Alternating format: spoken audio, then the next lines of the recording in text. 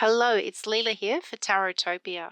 Rebecca invited me to review this deck, and I was not sad because I was quite enchanted by it as soon as I saw an image online with Pan as the Fool. So I've spent the morning with it, and while its charms are still fresh in my aura, here are my thoughts on Mythos Tarot, which is written and illustrated by Helena Elias. So, having played with the cards and doing a few readings, it made sense when I read that the creator was a fashion designer. So, if you think about the artwork as costumes for the tarot concepts, it really brings the lavish nature of their ensembles into the spotlight. Now, I could have started to imagine carefully planned looks with Helena hunting down the perfect accessories and stepping in with final touches and embellishments. By doing this, she's created nuanced visions that are true to the Greek pantheon, as well as to Pamela Coleman Smith's tarot imagery.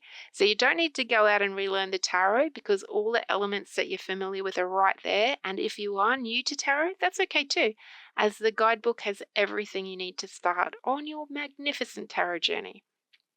Each of the 78 cards in the deck depicts a different god or goddess from Greek myth.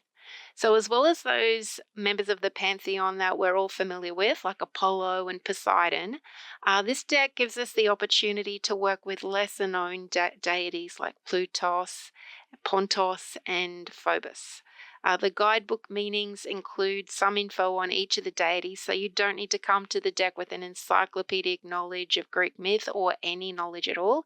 Indeed, I kind of like decks that provide an interactive way to engage with story and myth and expand my understanding of a theme, and this deck certainly does that for the Greek pantheon. So while you might not like flimsy cardstock, you can't go too thick with the 78 card tarot deck, or the deck becomes just way too hard to shuffle. And to me, this one strikes the perfect balance between card thickness and manageability. And while I'm not a fan of gloss, I can see why the publishers might have made that choice, as it really sets off the gold borders on the cards and complements the metallic edges, which I absolutely adore. Instead of upright and reverse meanings, the guidebook offers risen and fallen meanings, and this is the kind of delicious detail that excites me, as it speaks to the creator's understanding and commitment to the theme.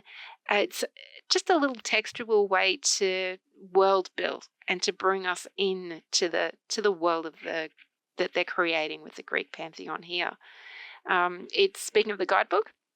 It's full color, it's 172 pages. It gives strong messages that don't simply repeat the Rider-Waite meanings, but tie them beautifully to the chosen deity. By linking every single card with a deity, the minor arcana imagery and the energy are quite strong. They're as strong as the major arcana cards. So I wondered if that might get in the way of identifying themes or interpreting which cards are playing support roles in a spread. Now, that might be a problem for a longer spread, but it certainly wasn't an issue for a single card draw or a 2 or 3 card spread. Indeed, the shorter cards gave so much, I didn't feel the need to try a longer one, although Helena has included a 12-card Olympian spread in the guidebook, so I might try that out another day. One of the things I do like about working with new decks is that it can highlight or change the way I think about a detail in my trusty decks that I use all the time.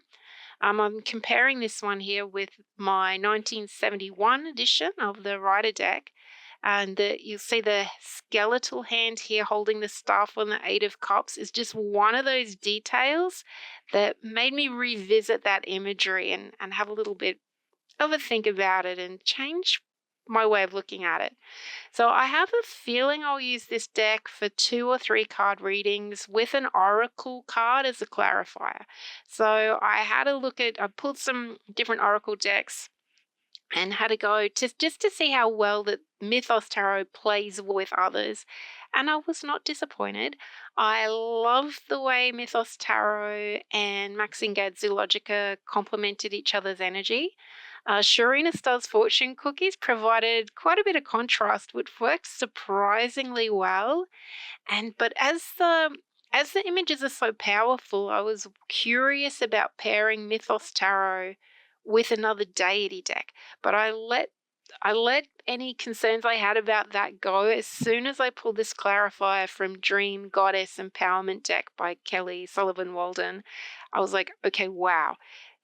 The pantheon here are not being petty, they're not being selfish, they're definitely open to working and playing well with others. So thank you very much. That is my 5 minutes on Mythos Tarot. Thanks again to my beautiful sister at Tarotopia for the invitation. Now, if you have this deck and you use it for longer spreads, I would love to hear how that works for you. Leave a comment or drop us a line. Thank you very much for listening.